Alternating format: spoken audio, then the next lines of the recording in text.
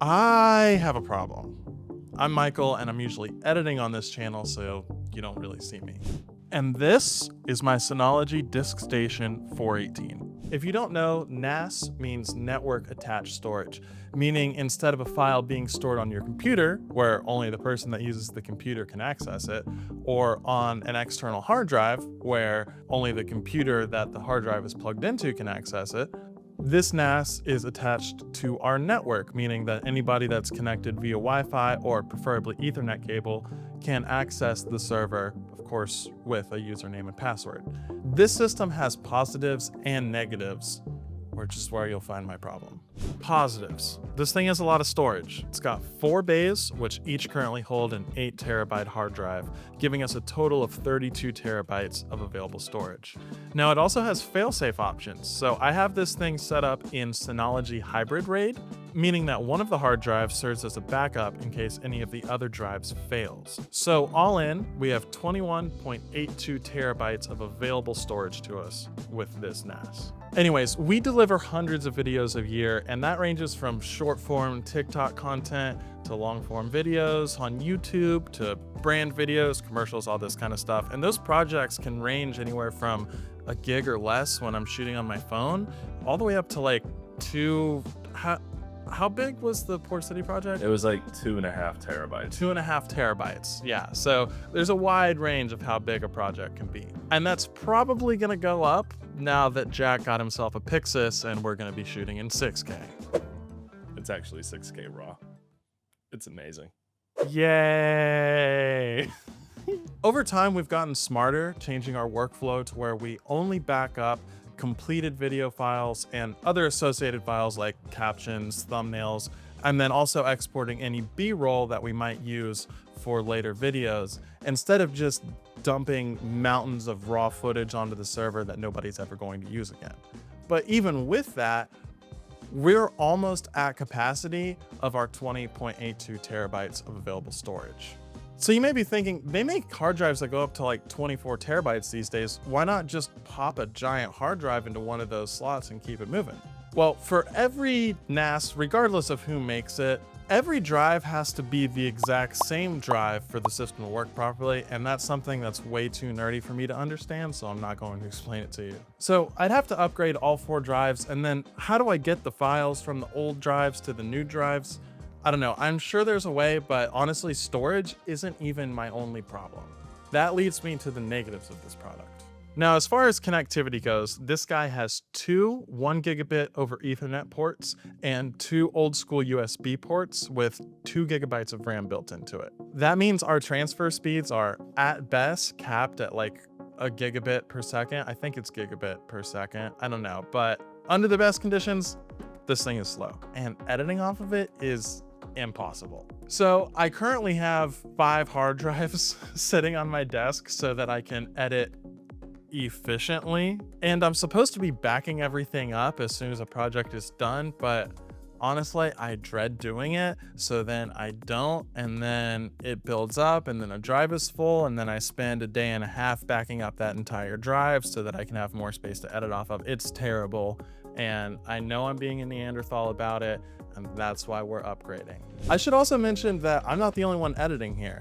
Jack, who's behind the camera right now, honestly edits more than I do, and sometimes we're editing at the same time. Sometimes we're even working on the same project together. Working off of external hard drives in that situation is annoying, to say the least. So we need to both be able to edit off of the NAS at the same time so that we can ditch the external hard drives and make creating and managing backups a lot easier. All things we really can't do in our current situation. But I have a solution to the problem, and it lies within this mountain of boxes. Let's run you through that solution, get it all implemented, and then test it to make sure this whole thing actually works.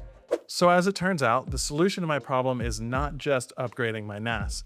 It includes establishing a proper network here at my home office, and all of the products we're going to be using in this video are going to be linked in the description. If you like what you see, you want to pick one up, hit that link.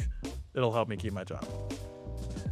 But let's start with the NAS itself. We chose to go with Ubiquiti's UNAS Pro. Why? Well, Clay, the guy you usually see on this channel, is the top nerd in my life, and he is also a UniFi homer. I've done probably over 100 videos on the channel reviewing UniFi products over the years. And when I asked him for his expertise on this matter, he was like, dude, just get a UNAS. And I was like, oh yeah, I can use that for this? And he was like, duh. Here's why he recommended it. First thing is, this guy has 7 bays, so there's a ton more storage capacity. It also has one 10 gigabit over Ethernet port built in and 8 gigabytes of RAM, meaning our transfer speeds will increase significantly, and hopefully we'll be able to actually edit off of this guy. Stick around to see if that actually works. I think it's also worth mentioning that I paid $394.11 after tax and shipping for my DiskStation back in 2021.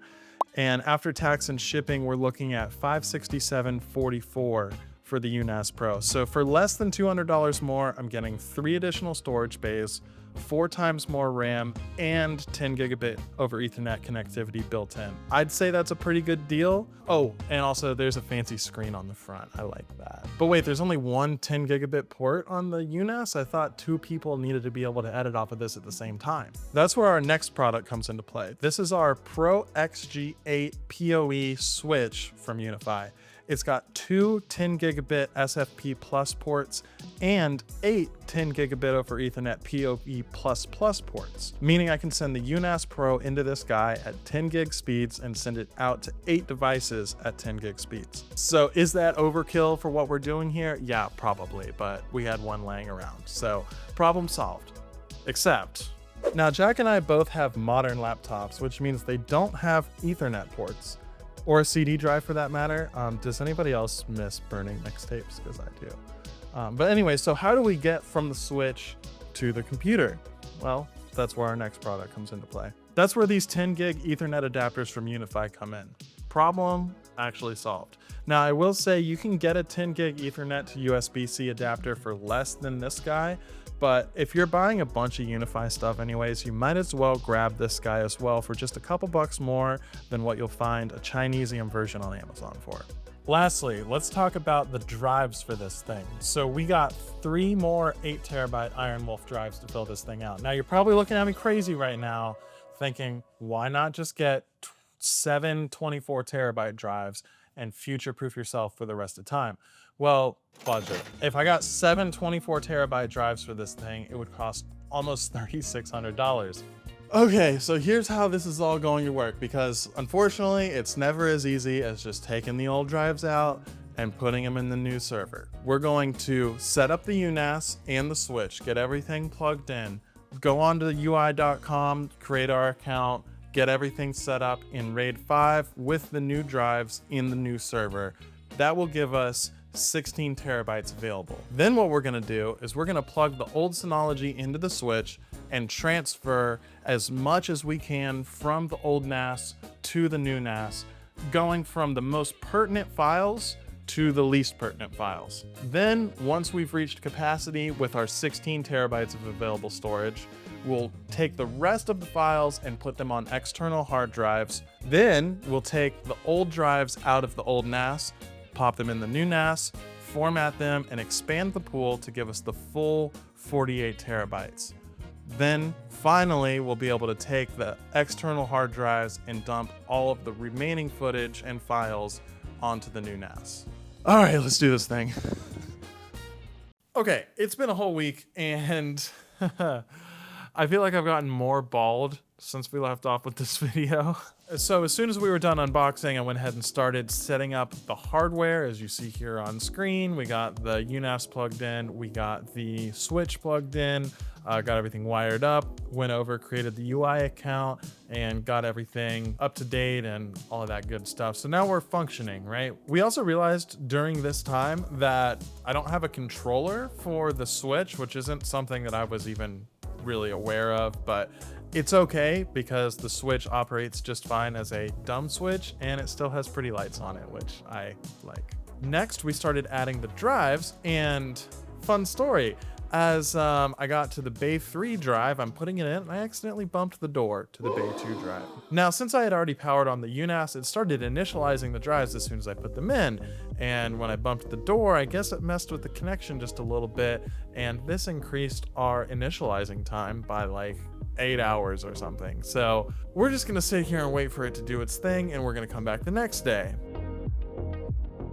Okay, now it's the next day. We've got all 3 drives operational. They have been initialized, they're optimal, and we got it set up in RAID 5. So there's 1 drive as a backup drive and 2 drives available. So we have 16 terabytes available. So we start transferring stuff from the old server to the new server.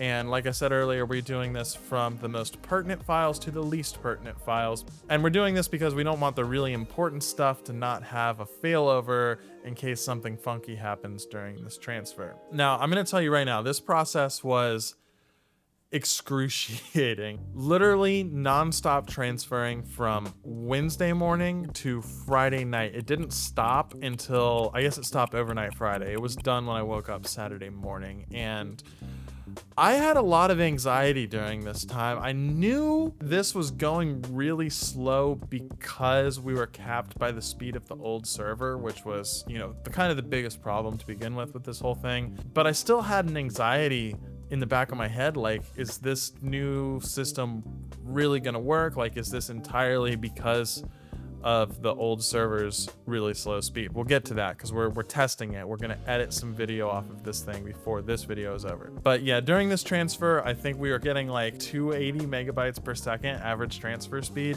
and that's across, you know, 16 terabytes. And then there was the process of, once the server was full, we're putting stuff on SSDs from the old server. So yeah, this whole thing took a long time. I was strapped to my desk for a while, and it was really annoying. But come Saturday morning, everything is finally done. So that is when I took the existing drives out of the old NAS, threw them in the new NAS, and got that pool expanding. Now, the pool expansion, it took a long time. I'm gonna be honest. It was like, it said 24 hours. So this was probably Saturday mid-morning. I woke up Sunday morning and I saw that more terabytes had become available. So I was like, okay, let me start transferring some of this stuff off the SSDs, because again, I'm having anxiety about this whole thing and being really impatient at this point, because we've been working on this nonstop pretty much since Tuesday, while also operating the business, right? So a lot is going on. So I start transferring it, and that made both the pool expansion and the transfer go really slow. Do not do this. I do not recommend this. Red alert. Wait for the pool to expand. Now, when I put the old drives in the new NAS, we also discovered that one of them had some bad cores. So we tossed that one, and I've got a new one ordered. So we're gonna have to expand the pool again, but we're gonna do that overnight and let it do its thing while nobody is using the NAS. We're not transferring, we're not reading or writing on it. Okay, lesson learned there. So finally, Monday morning rolls around. We're on literally day 7 of this fiasco, Monday morning. And the pool is finished expanding. Everything is done, and I have 440 terabytes on this SSD that I need to transfer, that I picked up the night before from somebody. Plug it in, I start transferring it, and 15 minutes. 15 minutes for 440 gigs. Incredible, amazing. And I'm looking at the throughput, and it's getting like gigs per second. It's getting gigs per second. I'm just ecstatic. The anxiety is gone, except for the fact that we still have some stuff on SSDs. But that transfer from the SSDs to the server, again, I think it was capped by the speed of the SSDs, because the UNAS, it wasn't slow by any means, but you'll see what I mean when we get to the actual performance test at the end.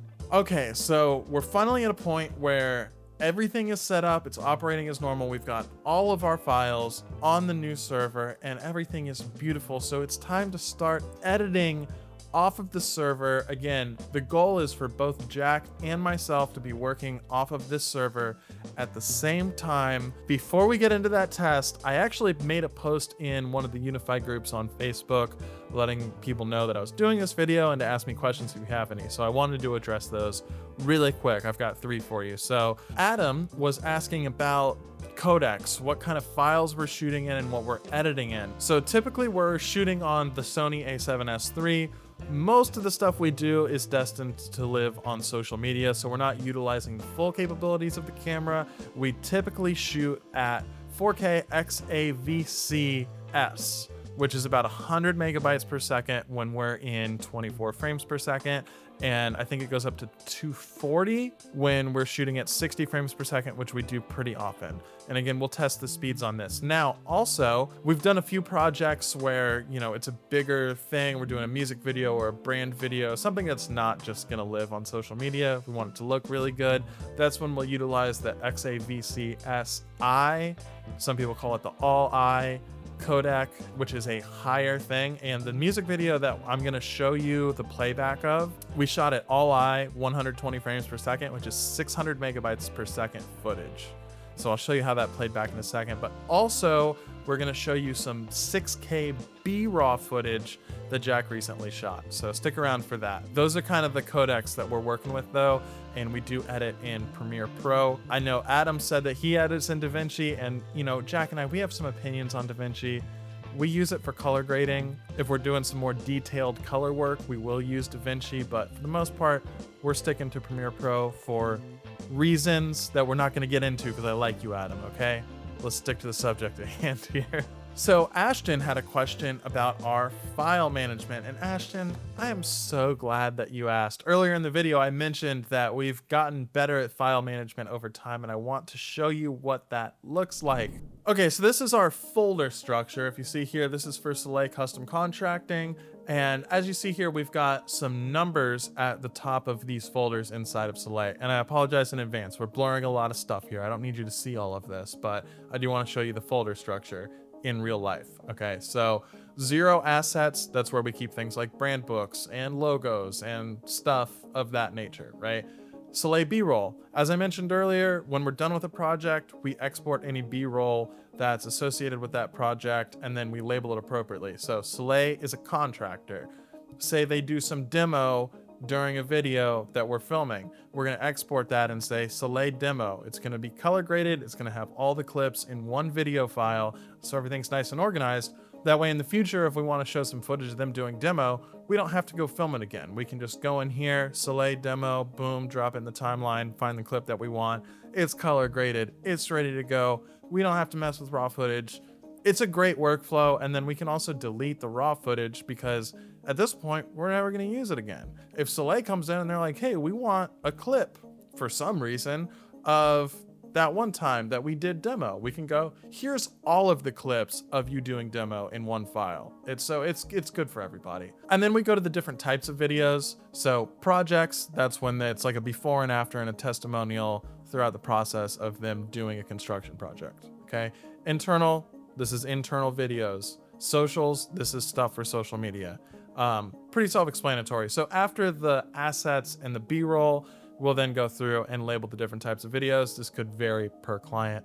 And we've also got transfer logs, which helps us keep track of things transferred, where, when, helps a lot. Okay. So I'm in projects. If we go into Far Road Complete, you'll see how we actually have everything organized inside of the project here. So we've got projects, that's our project files. We've got assets. This is where you keep all your footage and your audio, and these all have their own folders inside of the assets folder. Documents, if we've got like a script or something like that, it goes in the documents folder. Reviews, this is where we export versions of the video. So first version, it's gonna go into the reviews folder. That way the client can review it. And then once everything is final, we move it to the exports folder. Prep files, that's for like animations and stuff where there's a bunch of extra files generated. We don't want that clogging up our assets folder where we're just trying to go find a piece of footage, right? So there you go. That's how we have everything organized. Thank you for the question, Ashton. And last one is from Chad. So Chad was asking, can I use a UNAS to replace Dropbox? And we don't use Dropbox. I do use Google Drive sometimes for like small stuff, but typically we deliver video files in Frame.io. The reason we use Frame is because clients can leave comments on the timestamp of a video. So it just makes the review process so much easier instead of giving me a phone call and being like, yeah, at that one part where I said this thing, can you change? None of that. It's leave a comment on the video at the timestamp, describe to me what you're talking about, so everything is nice and clear.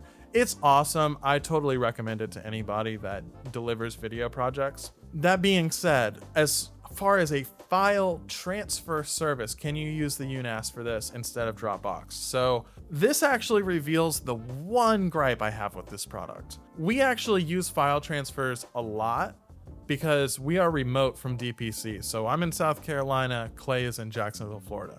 So when it's time to edit a video, he uploads a bunch of stuff to Google Drive, and then we download it and we edit it. And so we were excited to find that the UNIFI Pro actually does have a share link option. So this is Site Manager, and what I can do is I can go into Files, and I can go into my server, and I can go to Businesses, and we'll say this right here. I can click on this folder, and I can say share link, boom, right here. Nice and easy. I can set an expiration for the share link. I can set an access limit, and I can require a password. And then I can just create and copy the link and send it to whoever needs it. Now, what they can't do, they can download anything that's in there, but they can't upload, which is really important for, like I just said, Clay is uploading footage for us all the time, tons of footage, 80 gigs, 100 gigs, right? So we need him to be able to upload directly to the server to cut out all of that stuff in Google Drive, because we pay for Google Drive too. I'd love to not have to do that. So there is a workaround for this, but it's not my favorite. So what we've done, as you see here, if we go back to all files, we've created a separate shared drive inside of our server. So instead of being inside of our main drive and in Businesses, there is still a DPC folder here. We're working on cleaning this up still. But I don't want Clay, no offense, Clay, I don't want Clay to be able to see every single file on my entire server. So we've created an additional shared drive within our server here, and who has access? Clay has access. He's an editor, right? Now, I don't want to have to do this. I would love for the share link feature for a specific folder to have the option to allow or not allow somebody to upload. So UniFi, I know you're listening. I would love this in a future update, if you don't mind. Please, I appreciate you. To answer the question, does this replace Dropbox? Maybe. Maybe. A typical client, I would not do this for. I would not give them access to a folder on my server. But again, Clay is a UniFi guy. He knows how all this stuff works. But my contractor client, for example, they don't want to fool with this, you know? And they're also not uploading footage to me. So the answer to your question is I don't have an answer to your question. Hopefully this information allows you to answer your own question of what works best for your own use case. We'll leave it at that. And with that, I'm very happy to report that the answer to the question of does this thing work, meaning can we both edit off of it at the same time, is a resounding yes. Let me show you. So just before filming the recap that you're watching right now, Jack was editing the first part of this video and he was having no problems at all editing the 4K footage. We've got some 60 frames per second stuff in there as well. And at the same time, I was also plugged in to the server editing a different project, which was also a 4K timeline. We're both playing back at full resolution, no dropped frames. We're doing color grading, we're adding sound effects, we're doing this and that. Everything works just as God intended. Love to see it. Now, to Adam's question about playback with different codecs, which is a great question. I did bust open this music video project that I was mentioning earlier, where I did record it at a 600 megabyte per second codec, which was all I 120 frames per second. I opened it up. It took 2 seconds to relink all the media. There was one file. It was my my letterbox. I had moved the elements folder, and so I had to go find the letterbox and relink it. Everything else was perfect. It came right open, generated some peak files. We're not using proxies. Everything is playing back full quality, and it looks beautiful. No drop frames. Everything's nice and smooth. You'll love to see it. And finally, like I mentioned, Jack does have some 6K B-raw footage. Jack, I do not know the megabytes per second of that footage. Just put it over my face on the screen in order to shame me for not knowing it off the top of my head. But we played it back in Premiere, and I'm gonna be honest, guys, full quality 6K B-Raw, it was a little choppy on the playback, okay? It was a little choppy, wasn't perfect, but then we dropped it down to half resolution playback, so I guess call it 3K. Played back like a dream. So I hope this helped, guys. If you're interested in any of the products you saw in this video, hit up the link in the description. It really does help out the channel if you purchase through our affiliate link with UniFi. Also, make sure to like and subscribe to the channel so you can stay up to date with all the network technology content we've got going on here. You probably won't see me for a long time. You'll probably usually see Clay. And on that note, you can check out the full proper review of the UNAS Pro or the Pro XG 8 PoE on either side of my face here. So yeah, that is it. Thank you so much for watching, and I will be watching you from the shadows in the back end of the internet.